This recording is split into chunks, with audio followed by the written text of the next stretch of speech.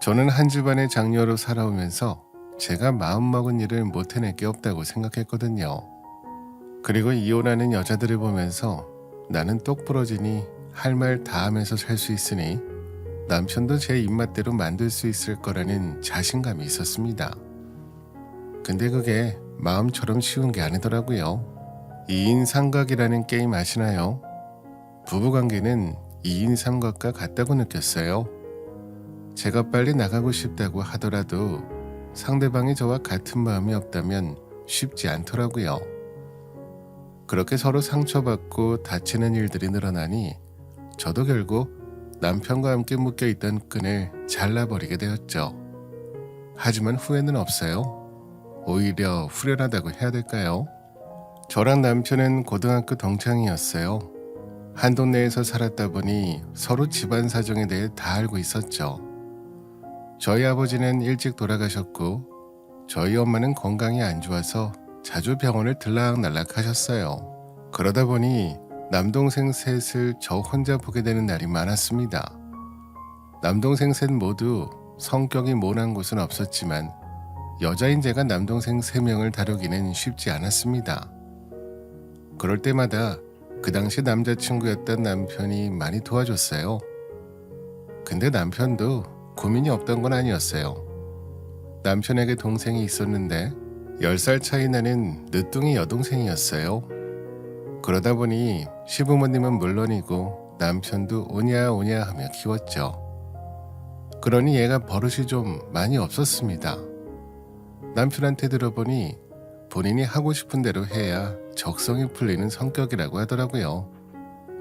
그래서 제가 남편한테 한 번은 제대로 혼내야 된다고 얘기를 했었죠.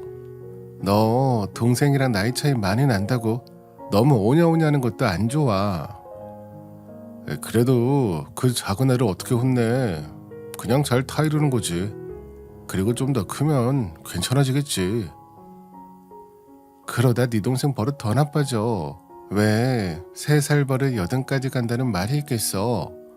어머님 아버님이야 늦둥이 막내딸이니 예뻐도 너는 오빠 노릇 제대로 해야지. 나도 몇 번 혼내려고 했는데 눈에 눈물이 그렁그렁해서 나를 쳐다보는데 어떻게 혼내. 몇 번 제가 얘 버릇 나빠지니까 너무 오냐오냐 하지 말라고 얘기했습니다. 근데 남편이나 시부모님이나 너무 어리다는 이유로 그냥 냅뒀죠. 어차피 제 동생도 아니니 제가 더 상관할 바가 아니라고 생각해서 신경 쓰지 않았는데 제가 남편과 결혼하면서 시누이와 부딪히는 일이 생기곤 했습니다.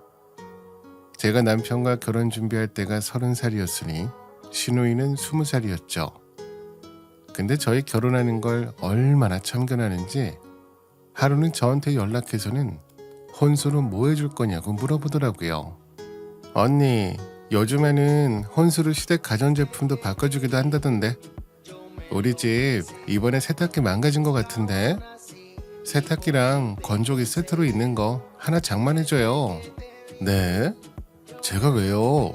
그리고 저희 예단이나 혼수 서로 안 하기로 했어요. 그걸 왜 안 해요? 그건 당연히 해야 되는 거 아니에요? 물론 당연하게 하는 집도 있겠죠. 근데 저희는 반반 결혼하는 거라 서로 안 받고 안 주기로 했어요. 어디서 뭘 보고 왔는지 결혼하니 혼수로 시댁 가전제품을 바꿔달라 하더라고요. 20살밖에 안 된 주제에 시누이 행세를 하려고 하더라고요. 그래서 제가 웃으면서 한마디 했죠. 아가씨가 결혼할 때는 시댁의 가전제품 하나 바꿔주고 결혼하세요. 저희는 반반 결혼하기로 해서 어렵겠네요. 제 대답을 듣던 시누이가 그럼 자기 명품 가방이라도 하나 사달라고 하더라고요. 그럼 저 명품 가방 하나 사주세요. 원래 가족이 결혼하면 명품 가방 하나 받는 거라고 했단 말이에요. 네? 누가요? 20살밖에 안 된 아가씨가 무슨 명품 가방이 필요해요. 그거 얼만 줄은 알아요? 비싼 거 사달라고 안 할게요. 그냥 300만 원짜리 하나 사주세요. 시누이는 본인 오빠는 물론이고 시부모님도 오냐 오냐 하니 저한테 버릇없게 굴더라고요. 근데 저는 남동생을 셋이나 둔 사람이잖아요. 당연히 호락호락하지 않았죠. 그래서 제가 웃으면서 되받아쳤습니다. 아가씨가 명품 가방 갖고 싶으시군요. 그럼 제가 그거 사드리면 아가씨는 뭐 해주실 건데요? 제가 뭘 해줘요? 언니가 저한테 명품 가방만 사주시는 거죠? 제가 왜요? 제가 아가씨한테 잘 보일 이유도 없고 20살짜리한테 누가 명품 가방을 사줘요? 아가씨가 돈 250만 원 만들어 오면 제가 50만 원 정도는 보태줄게요. 제가 한마디도 지지 않고 아가씨를 몰아붙이니 나중에는 눈가에 눈물이 그렁그렁 맺혀서는 씩씩거리더라고요. 그 모습을 보던 남편이 저한테 너무 그러지 말라고 했습니다. 너무 그러지 마. 너가 그러면 걔도 더 난리치잖아. 그냥 막내 동생이다 생각해. 당신 동생도 사춘기 시절 있었잖아. 얘도 그런가 보다 생각하지. 지금 네 동생이 14살이니 15살이니 걔도 이제 20살이야. 성인이라고.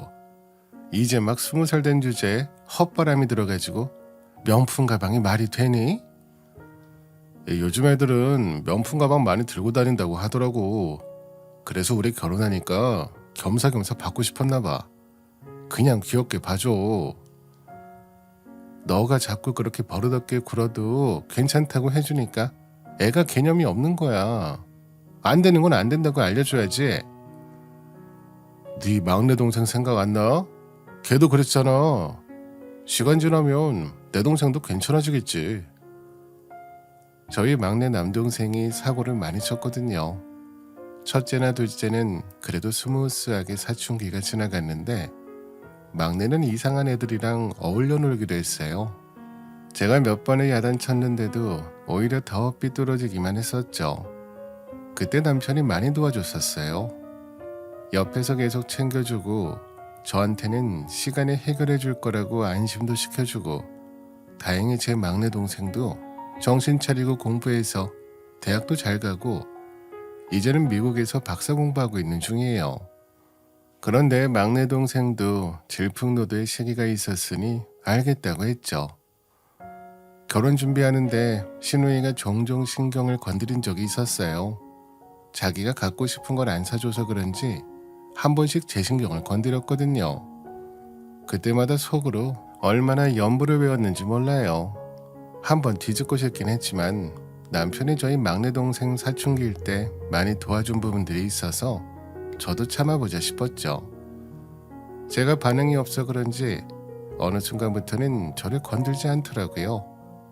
그렇게 시누이도 철이 들어가나 보다 싶었습니다. 그렇게 남편과 저는 결혼을 하고 달콤한 신혼생활을 시작하게 됐죠. 결혼하기 전부터 저랑 남편은 회사를 다니고 있었어요. 같은 회사는 아니었지만 그래도 거리가 많이 떨어진 곳은 아니었습니다. 결혼하고 나서도 똑같이 회사를 다니고 있는데 친하게 지내던 언니가 저보고 같이 사업을 하나 하자고 하더라고요. 너 계속 회사 다닐 거야? 나 이번에 새로 사업하려고 알아보는데 아무리 생각해도 나 혼자는 역부족일 것 같아서 너 생각 있으면 같이 해볼래? 사업? 그러다 망하면 어떡하려고. 그냥 회사 다니면서 남의 돈 받는 게 편하지 않겠어? 언니도 빨리 회사 들어가. 야, 너나 나나 회사 얼마나 다닐 수 있을 것 같아? 너 애 안 낳을 거야? 애 갖고 그만두는 여자들이 얼마나 많은데. 그럴 바에 애 없을 때 사업 하나 해서 애 낳고 편하게 일하는 게 낫지. 사업에 대해 한 번도 생각해 본 적이 없었는데 친한 언니의 말을 들어보니 제가 애 낳고도 회사를 다닐 수 있을까라는 생각이 생기긴 했습니다. 아무리 다양한 지원을 해준다 하더라도 회사 입장에서는 손해잖아요. 저랑 같이 일하는 사람도 임신하고 얼마 안 돼서 결국 회사를 그만뒀거든요. 복직해서 다시 오는 분도 6개월을 못 버티고 회사를 그만두는 일이 태반이었습니다. 그러니 저도 애 없을 때 친한 언니 말대로 사업을 해서 자리를 잡는 게 좋지 않을까라는 생각이 들었습니다. 그래서 언니한테 그러면 어떻게 할 거냐고 물어봤죠. 근데 언니 사업은 해본 적 있어? 나는 한 번도 없어서 어떻게 하는지도 몰라. 걱정하지 마. 나 벌써 사업만 3개째야. 처음 시작한 건 내가 제대로 안 알아봐서 수익이 없었지만 2번째 시작한 건 나 없이 돌아가게 해놨고 이번에 너랑 같이 하는 거로 대박 한번 내보게 해. 알겠어 그럼. 나도 신랑이랑 한번 얘기해볼게. 회사 그만두는 문제인데 내 마음대로 결정하기 그래서. 회사를 그만두는 문제다 보니 저 혼자 결정하기가 어렵더라고요. 그래서 남편한테 회사 그만두고 친한 언니랑 사업을 하려고 하는데 어쩌냐는 식으로 남편한테 물어봤죠. 나 대학 동기 언니 중에 지연이 언니라고 기억나? 그 언니 조기 졸업해서 대기업 들어갔다가 본인 사업한다고 나왔는데 이번에 나를 찾아와서는 같이 일하자고 하더라고. 당신 보고? 왜? 그거 사기 아니야? 나도 왜 그런가 싶었는데 예전에 언니랑 나랑 동아리 같이 했었잖아. 우리 둘이 일하는 스타일이 맞거든. 그래서 언니도 나랑 같이 일하고 싶은 것 같더라. 언니 말 들어보니까 나중에 애 가지면 회사도 못 다닐 거 아니야. 차라리 애 없을 때 사업해서 자리 잡는 것도 괜찮을 것 같아서. 그거 큰 돈 깨지는 거 아니야? 그냥 회사 다니는 게 안전하지 않겠어? 그리고 나중에 애 가지면 외벌이로 살아보지 뭐. 외벌이로 사는 사람도 꽤 있잖아. 남편은 생각보다 호의적이진 않았습니다. 근데 괜히 남편이 반대를 하니 저도 모르게 남편을 설득하고 싶더라고요. 내심 저도 회사를 그만두고 싶은 마음이 있었던 것 같아요. 남편도 결국은 허락을 해줘서 친한 언니와 사업을 시작했습니다. 확실히 사업을 해본 언니라 그런지 저도 옆에서 많이 배울 수 있었어요. 그렇게 저랑 친한 언니가 사업을 시작하고 1년이 안 돼서 회사에서 받던 월급의 2배 이상을 집에 가져오게 됐죠. 솔직히 저도 사업이 잘 되면 남편 차도 턱턱 바꿔줄 수 있을 줄 알았습니다. 근데 그 정도는 1, 2년 더 벌어야 되겠더라고요. 그래도 남편한테 기분을 내고 싶어서 남편이 평소에 갖고 싶다고 했던 게임기 하나를 사서 선물로 줬습니다. 이거 당신 선물이야. 어느 정도 사업 자리도 잡은 김에 내가 당신 선물 하나 샀지. 이거 뭐야? 이거 진짜 내 선물이야? 이거 엄청 비싼데? 그래서 계속 중고로 알아보고 있던 건데. 당신이 중고로 알아보길래 내가 하나 샀어. 나 이번 달에 얼마 받았는지 알아? 퇴사하기 전에 회사에서 받았던 월급이 320만 원이었는데 나 이번 달에만 700만 원 받았어. 당신 사업 안 했으면 어쩔 뻔했어.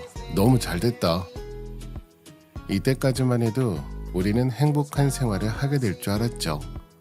제가 사업해서 돈을 많이 벌고 있다는 소식을 들은 신우이가 저를 시댁에 불러서는 본인도 사업하고 싶다고 하더라고요. 언니, 회사 그만두고 시작한 거 생각보다 잘 된다면서요. 나도 같이 해요. 나 혼자 하는 게 아니라 친한 언니도 하는 거라 어려울 것 같아요. 어차피 사업 잘 되면 사람 더 뽑을 거 아니에요. 그냥 나랑 같이 일하면 좋잖아요. 신우이는 막무가내로 본인도 같이 사업을 하고 싶다고 얘기했죠. 그런데 같이 사업 시작한 언니랑 처음부터 둘이서만 하려고 한 사업이다 보니 사람을 뽑을 생각은 없었거든요. 신우이는 돌려 말해서는 못 알아들을 것 같아서 단도직입적으로 말했습니다. 아가씨가 뭐 할 수 있는 게 있다고 데리고 가서 일을 시키겠어요? 그거야 모르죠 언니. 언니는 꼭 그렇게 말해야겠어요? 제가 계속 좋게 말했는데도 아가씨가 막무가내로 일한다고 한 거잖아요. 그러니까 확실하게 얘기해야죠. 그때 옆에서 듣고 있던 시어머니도 한마디 거두셨습니다. 처음부터 잘하는 사람이 어디 있겠어? 가족 좋은 게 뭐야? 네 동생이다 생각하고 데리고 가서 같이 일하면 좋잖아. 돈도 잘 번다며. 어머니, 저도 아는 언니가 같이 하자고 해서 시작한 거예요. 제가 사장이 아니라서요. 그리고 아가씨는 아침잠도 많고 게으르잖아요. 그런 사람은 사업하면 망해요. 마음 편하게 남의 돈 받는 게 낫죠. 시어머니한테도 신우이랑 같이 일할 수 없다고 단호하게 얘기했죠. 더 이상 얘기 안 꺼내겠지 싶었는데 집에 오니 남편이 또 슬그머니 얘기를 꺼내더라고요. 아니, 당신 사업도 잘 된다며. 그냥 내 동생이랑 같이 해. 아니면 따로 사업을 다시 하든지. 뭐? 아가씨가 뭐 할 줄 안다고 같이 사업하라고 하는 거야. 내가 어머님한테도 말씀드렸는데 솔직히 아가씨 게으르고 뭐 하나 제대로 하는 거 없잖아. 그래서 같이 일 못한다고 했어. 당신은 처음부터 잘했어? 그 누나랑 같이 하면서 많이 배운 거잖아. 그러니 당신도 내 동생한테 차근차근 알려줘도 되는 거 아니야? 아가씨가 내 말을 들어. 내가 하라는 대로 하냐고. 아니잖아. 근데 왜 이렇게 신우이를 나랑 일하게 하려고 난리야? 안 그래도 신우이랑 시어머니 때문에 짜증이 난 상태였는데 집에서도 똑같은 소리를 들으니 남편한테 버럭 화를 내버렸습니다. 그러니 남편도 더 이상 말을 안 하더라고요. 그리고 다음날 시어머니가 집으로 오라고 하길래 왜 그런가 싶어 시댁으로 갔습니다. 저는 시어머니만 계신 줄 알았는데 아가씨가 팔짱을 끼고는 저를 쳐다보고 있더라고요. 설마 또 신우이 일 시키라는 일을 하시려고 불렀나 싶었는데 역시나였죠. 왜? 도저히 같이 일 못하겠냐? 쟤도 열심히 배운다고 하던데. 어머님, 어제도 말씀드렸잖아요. 저 혼자 하는 사업도 아니고요. 아가씨가 회사도 다녀보고 사업하는 것도 아니고 차라리 회사를 가는 게 낫죠. 얘가 어떻게 회사를 가니? 그리고 저렇게 사업하고 싶다고 난리치는데? 그럼 너가 돈 좀 보태라. 너 사업 잘 된다며 쟤 데리고 일할 거 아니면 돈이라도 보태줘라. 아니, 그 돈을 왜 저한테 달라고 하세요? 신우이가 벌어서 해야죠. 저도 회사 다니면서 틈틈이 모은 돈으로 시작한 거예요. 돈 없으면 시작 못하는 거죠. 제가 시어머니한테 돈 없으면 사업 못하는 거라 말씀드리니 옆에서 듣던 신우이가 난리를 치더라고요. 언니는 매번 말을 그렇게밖에 못해요? 아니, 신우이가 하고 싶다고 하면 도와주는 신용이라도 해야 되는 거 아니에요? 제가 왜요? 저 사업한다고 할 때 아가씨가 도와주신 거 있어요? 오히려 괜히 헛바람 들지 말고 회사나 다니라고 하지 않았어요. 그래놓고 무슨 사업이에요? 언니도 하는데 내가 못하겠어요? 그러니까 사업하려고 하는 거죠. 그럼 혼자서 해보세요. 왜 저한테 돈 빌려달라고 하는 거예요? 신우이는 제 말을 듣더니 소리를 버럭 지르며 짜증을 냈습니다. 두고 봐요. 내가 언니보다 더 잘 나갈 테니까 그때 돼서 돈 빌려달라는 소리 하기만 해봐요. 근데 신우이가 돈 나올 곳이 어디 있겠어요. 당연히 시부모님 주머니죠. 결국 시어머니는 집 담보로 신우이한테 돈을 빌려줬습니다. 사회 경험도 없는 신우이는 그냥 남들이 돈 번다고 하는 옷가게를 시작했고요. 시작할 때부터 불안불안하더라고요. 그래도 이왕 시작한 거 잘하겠지 생각했는데 여태까지 본인 멋대로 살았는데 갑자기 사람이 변하겠어요. 생각보다 돈도 많이 안 벌리고 힘드니까 장사를 하는 둥 마는 둥 했죠. 그러니 손님이 올 턱이 있겠어요? 영업시간은 매번 달라지지 신우가 빠릿빠릿하게 일하는 스타일도 아니니 지나가면서 돌려보던 손님도 어느 순간 또 끊겨버리더라고요. 신우이가 옷가게를 시작한 지 1년도 안 돼서 망해버렸어요. 근데 저를 찾아와서는 제 탓이라고 하더라고요. 언니가 사업 어떻게 하는지 제대로 안 알려줘서 이렇게 망한 거잖아요. 어떡할 거예요? 네? 그게 왜 제 탓이에요? 제가 아가씨 사업하라고 등 떠밀었어요? 제가 안 된다고 했잖아요. 그래서 돈도 안 빌려준 거잖아요. 근데 어머님한테 돈 빌려서 시작해놓고는 왜 제 탓을 해요? 그때 언니가 제대로 말렸어야죠. 이게 뭐예요? 당장 갚아야 되는 돈이 얼만 줄이나 아세요? 아가씨, 그 돈 제가 빌렸어요? 아가씨 이제 성인이에요. 초등학생 아니라고요. 그럼 무슨 행동을 하면 그에 대한 책임도 질 줄 알아야죠. 지금 뭐 하는 거예요? 그렇게 30분 정도 지났나 남편이 허둥지둥 뛰어오더라고요. 그리고는 울며불며 난리치는 시누이를 데리고 갔습니다. 저는 마저 일을 하고 집에 갔는데 남편이 심각한 표정으로 소파에 앉아있더라고요. 그래서 저한테 우리 모은 돈은 얼마나 있냐고 물어봤습니다. 다름이 아니라 우리 모은 돈이 얼마나 있지? 저번에 당신 적금 좀 늘린다고 하지 않았어? 우리 적금? 한번 확인해 봐야겠지만 그래도 5, 6천 정도는 모으지 않았을까? 근데 그건 갑자기 왜? 아니, 내 동생이 사업한다고 여기저기서 돈을 빌렸나 봐. 은행뿐만 아니라 3금융권에서도 돈을 빌려가지고. 뭐? 도대체 무슨 생각으로 제3금융권 돈을 빌릴 생각을 했어? 거기 이자가 얼마나 센데? 이 금융권이야 저도 사업 시작할 때 돈을 빌린 곳이어서 그럴 수 있다고 생각했어요. 사업해보신 분들은 아실 수도 있겠지만 3금융권부터는 이자율이 20% 정도로 확 올라요. 근데 시누이는 겁도 없이 거기서 돈을 빌린 거죠. 제가 깜짝 놀라서 되물으니 남편이 깊은 한숨을 내쉬면서 그거 갚아주는 게 어떻겠냐고 하더라고요. 그래서 말인데 우리 적금 모은 걸로 급한 불만 좀 끄면 안 될까? 이자가 24%던데 우선 이자율 높은 거부터 정리해야 될 것 같아서. 그게 말이 돼? 그걸 왜 우리 돈으로 해? 아가씨가 사고 친 거면 아가씨가 알아서 냅둬야지. 걔가 돈을 어떻게 갚아? 우리가 도와줘야지. 당신도 진짜 너무한 거 아니야? 애초에 당신이 같이 사업했으면 이런 일도 없잖아. 뭐? 그게 내 탓이야? 아주 남매 아니랄까봐 똑같은 소리하고 앉았네. 내가 아가씨 보고 사업하라고 떠밀었니? 아가씨 사업하지 말라고 뜯어말린 사람 나밖에 없어. 근데 뭐 내 탓이라고? 당신이 좀 도와줬으면 됐잖아. 걔가 뭘 알겠어. 남편은 시누이 편에 들며 제 탓을 했습니다. 이러니 시누이가 정신 못 차리지 란 생각이 절로 들었죠. 어차피 적금 통장은 다 제 이름으로 되어 있어서 남편이 함부로 해지할 수 없었어요.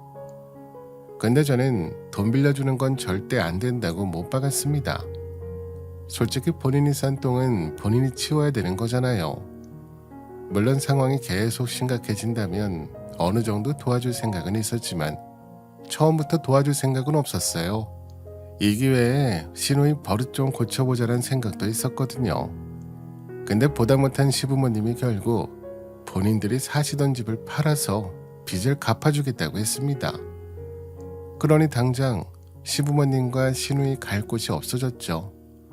남편은 시부모님을 저희 집으로 모셔오고 싶어 했어요.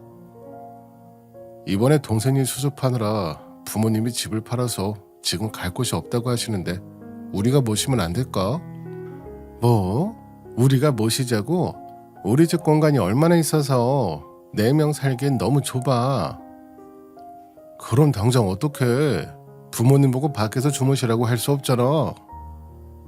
남편 얘기를 곰곰이 들어보니 이건 안 도와줄 수가 없겠더라고요. 다행히도 저희 집이 역세권에 있기도 하고 가격도 많이 오른 상태라 팔면 경기도에 있는 웬만한 집 2채는 살 수 있는 가격이었어요. 그래서 남편한테 그냥 우리 집을 팔자고 얘기했죠. 그럼 그냥 우리 집 팔아서 시부모님 집 하나 얻어드리는 건 어때? 뭐? 이 집을 팔자고? 그럼 우리는 어디서 살고? 내가 가는 사무실이 여기에서 좀 거리가 있잖아. 내 작업장이랑 가까운 곳들은 아파트가 별로 안 비싸니까 거기로 이사하면 되는 거지.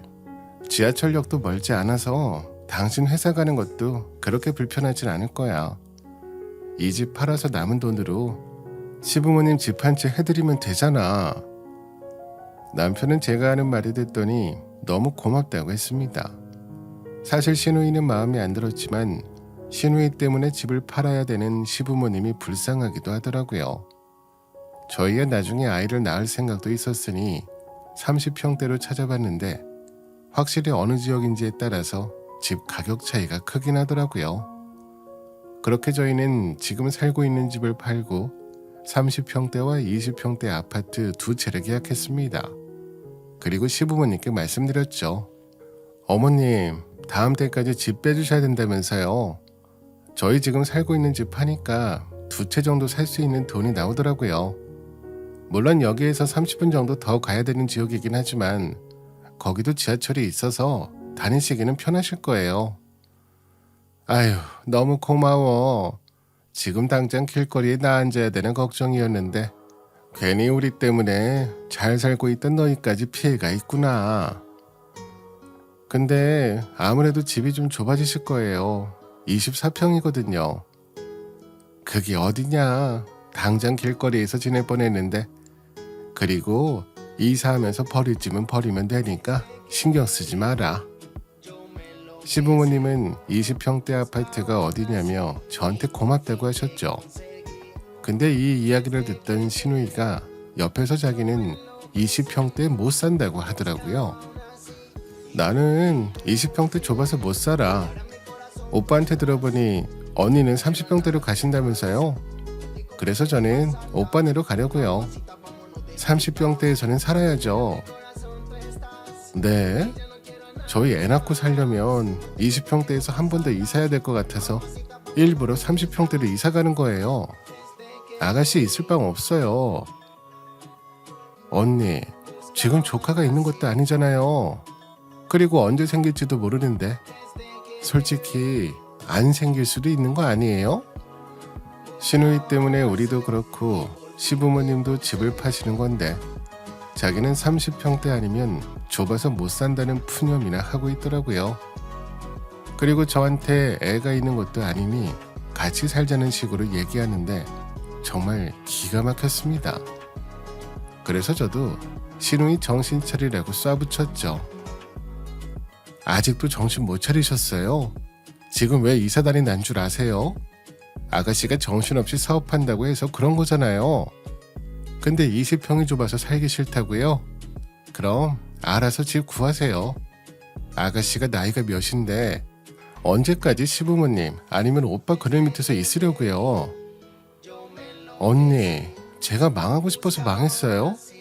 언니가 제대로 안 도와줘서 그런 거잖아요. 시부모님이 계신데도 불구하고 저는 시누이한테 독한 말을 쏟아냈습니다. 예전 같았으면 시어머니도 너무 그러지 말라며 저를 말리셨겠지만 이번만큼은 그냥 두시더라고요. 이 기회에 본인 딸이 정신 좀 차렸으면 하는 마음도 있으시겠죠. 시누이는 제 말이 됐더니 울면서 집을 나가버렸습니다. 정신 좀 차리겠지 싶었는데 저희 남편한테 가서 저랑 있었던 일을 얘기했나 봐요. 남편이 퇴근하고 집에 오더니 저를 보자마자 왜 이렇게 시누이를 못 잡아먹어 안달이냐고 하더라고요. 당신 왜 이렇게 내 동생을 못 잡아먹어서 안달이야? 안 그래도 힘든 애한테 그렇게 말해야겠어? 뭐? 지금 시누이 말만 듣고 나한테 뭐라고 하는 거야? 아까 시누이가 나한테 뭐라고 했는지 알아? 자기 20평대 좁아서 못 사니까 30평대인 우리 집에 와서 살겠단다. 그게 말이 되냐? 여태 30평대에서 살았으니까 20평대가 좁다고 생각할 수도 있지. 그럼 당신도 그냥 잘 타이르면 되는 거지. 정신머리가 있냐 없냐 했다며. 그럼 그 말 안 나오게 생겼어? 시부모님 집 팔아서 집 빚진 거 갚느라 밖에 나 함께 생긴 거 우리 집 팔아서 20평대라도 얻어준 거잖아. 근데 뭐 좁아서 우리 집에 살겠다고? 어차피 우리 집에 방 하나 남잖아. 그거 하나 살라고 주면 되는데 뭘 그렇게 바락바락 어린애를 못 이겨먹어 안달이야. 10살이나 많으면서 너무 유치하게 구는 거 아니냐? 남편은 시누이 편에 들면서 그럴 수도 있지 왜 그렇게 애를 몰아붙였냐는 식으로 말하더라고요. 저도 화가 머리끝까지 나서 남편한테 소리를 꽥 질러버렸습니다. 내가 그 정도 말도 못해? 그리고 지금 그 말이 안 나오게 생겼냐고? 시누이가 사고 친 거 우리 아파트 팔아서 메꾼 거야. 근데 정신 차리라는 말 한마디도 못해? 생색 내려고 해준 거 아니잖아. 그냥 좋게 좋게 하면 안 돼? 화장실 들어갈 때랑 나올 때랑 다르다더니 고맙다고 했던 남편은 이제 와서 좋게 좋게 하자는 말이나 하고 있더라고요. 마음 같아서는 20평대 아파트도 시누이한테 주고 싶지 않았습니다. 괜히 시부모님 명의나 남편 명의로 했다가 나중에 시누이가 또 사업한다고 난리칠 때 담보 같은 거 잡을 것 같아서 일부러 제 이름으로 아파트 계약했고요. 처음에 우리가 집을 팔 때 남편한테 미리 얘기한 사안이었죠. 남편 아내 행동을 보면서 내 명의로 하길 잘했다는 생각이 들었습니다. 남편이랑 대판 싸운 후 냉전 속에서 이사 준비를 했고요. 일부러 저렴하게 이사하려고 똑같은 업체를 썼어요. 시어머니 이사하고 다음날 저희가 이사하는 식으로 했었죠. 근데 저희가 이사하기 전날 같이 일하는 언니한테 급하게 전화가 왔습니다. 너 내일 아침 일찍 와서 일 좀 도와줘야 될 것 같아. 너 이삿날이라서 내가 최대한 막아보려고 했는데 도저히 안 되겠다. 미안해. 알았어 언니. 우선 알겠어.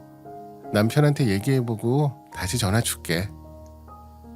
남편은 저랑 친한 언니의 전화통화를 들은 후 걱정하지 말고 다녀오라고 하더라고요. 어차피 우리 이사하는 거 포장이사라 당신이나 나나 신경 쓸 거 없어. 그리고 집구조도 여기나 이사하는 곳이나 똑같아서 배치도 똑같이 할 거라 당신 신경 안 써도 돼. 그래도 내가 있어야 되는데 이해해줘서 고마워. 일 끝나고 바로 갈게. 그렇게 저희 이삿날 저는 급한 일을 처리하러 사업장으로 가고 남편은 혼자 저희 이사를 담당해줬습니다. 빨리 끝내고 가려고 했는데 생각보다 일이 너무 많더라고요. 6시나 돼서야 겨우 일이 마무리됐어요. 그래서 남편한테 전화를 했죠. 나 이제 퇴근해. 이사는 끝났지? 아무 문제 생긴 거 없지? 이사는 1시간 전에 끝났어. 아무래도 우리 둘이 살던 집이기도 하고 그래서 짐이 많지는 않았잖아. 별다른 문제는 없었어. 고생 많았어. 내가 도와줬어야 됐는데 고마워. 오늘 이사했으니까 같이 짜장면이나 시켜 먹자. 나 10분 뒤에 도착하니까 좀만 기다려줘. 설레는 마음으로 이사한 집 현관문을 열고 들어가는데 갑자기 잠옷바람에 신우가 나와서 저를 보더니 웃으며 한마디 하더라고요. 내 방은 이미 정해놨어요. 언니도 없고 오빠는 알아서 고르라고 하길래요. 활짝 웃는 신우 얼굴을 보는데 저는 말문이 막혔습니다. 그렇게 현관에 서서 신우를 쳐다보고 있었죠. 그러자 거실에서 남편이 나왔고 남편은 아무렇지도 않은 듯이 저한테 그러더군요. 지난번에 내가 말했잖아. 동생이랑 잠깐만 같이 지내자고. 아무튼 오늘 우리 막내가 이삿짐도 도와주고 했으니까 둘이 이제 그만 으르렁거리고 함께 살면서 좀 친해져봐.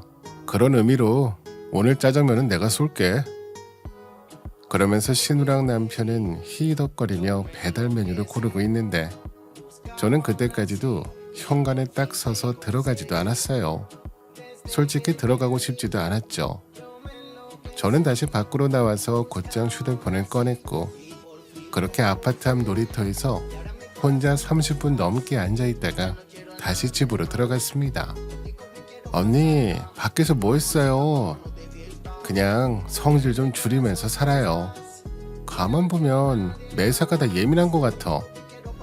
내가 남도 아니고 가족인데 같이 살면 뭐 어때서 그래요? 아, 그래요? 잘 듣네요, 아가씨. 나도 누구 좀 데려왔거든. 가족이니까 괜찮을 거야. 눈에는 눈, 이에는 이잖아요. 제가 누군가를 데려왔다고 하는 순간 저희 집 초인종 소리가 났습니다. 남편이나 시누이나 어리둥절한 표정을 하더라고요. 그래서 제가 문을 열어줬죠. 그러니 제 남동생 3명이 우르르 저희 집으로 들어왔습니다. 그리고 제 시누이를 보더니 이게 무슨 상황이냐며 물어봤죠. 오늘부터 같이 살 거고 내 남동생들은 거실에서 지내면 되니까 그렇게 알아. 그리고 아가씨는 옷 좀 제대로 입고 다니고요. 아니다. 가족이니까 편하겠네. 뭐? 남자 셋이 우리 거실에서 생활한다고? 아니 왜? 당신 나한테 그런 말 한 적도 없었잖아.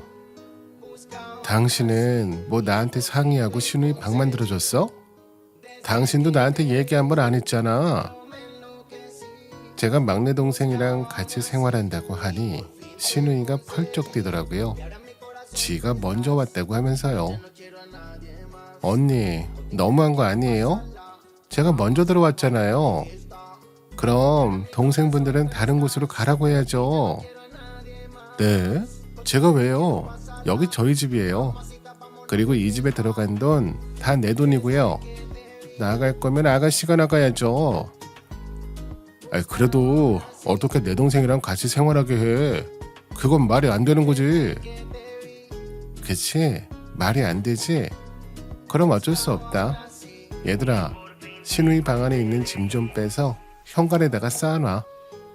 제가 남편 말을 듣고 시누이 짐 빼라고 남동생들한테 시키니 남동생들이 시누이 방을 들어가서는 짐을 한가득 가지고 나오기 시작했습니다. 아주 여기에서 작정하고 눌려 살려고 본인 짐을 야무지게도 챙겨왔더라고요. 제가 남동생한테 시누이 짐을 빼라고 시키니 그 모습을 보던 남편이 이게 뭐 하는 거냐고 소리치더라고요. 당신 지금 뭐 하는 거야? 왜 내 동생 짐을 빼? 처남들을 우리 집에서 내보내야지. 우리 집? 여기 내 집이야. 당신 동생이 사고 치는 바람에 우리 여기로 이사 왔잖아. 그리고 그 전에 우리가 살고 있던 아파트도 대출이자 내가 갖고 있었던 거 잊었어? 엄밀히 따지자면 여기 내 집이야. 그게 무슨 말이냐? 야, 너 돈 좀 번다고 너무 막 나가는 거 아니냐? 그래도 시댁이고 당신은 며느리인데 누가 시댁한테 그따위로 대해? 솔직히 계속 남편이 시누이 편에 들 때마다 이걸 어떻게 해야 되나 싶었는데 누가 봐도 본인들이 잘못한 상황이었는데도 불구하고 저한테 난리치는 모습을 보니 남편한테 남아있던 정마저 뚝 떨어졌습니다. 그래서 제가 첫째 동생한테 같이 안방으로 좀 들어가자고 했죠. 남편은 제가 본인 말을 듣는 신용도 하지 않고 안방으로 들어가 남편 짐도 같이 다 빼버렸습니다.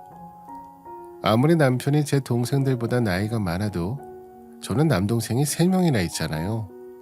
둘째는 심지어 취미로 주짓수를 하는 애라 키는 182에 덩치가 좋았거든요.